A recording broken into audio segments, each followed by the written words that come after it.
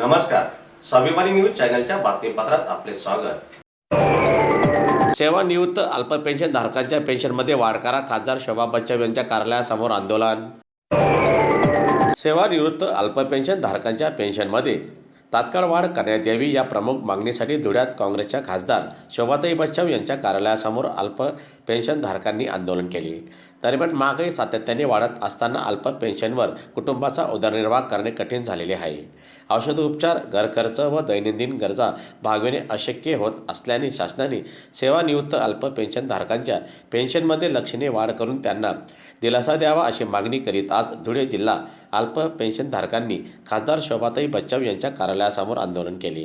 दरम्यान अल्प पेन्शन धारकांच्या प्रश्नाकडे शासनाने गांभीर्याने लक्ष द्यावे, अन्यथा आंदोलन अधिक तीव्र स्वरूपाचे करण्यात येईल असा इशारा आज निवेदनाद्वारे देण्यात आलेला असून आजच्या या आंदोलनात पेन्शनधारक मोठ्या संख्येने सहभागी झाले होते।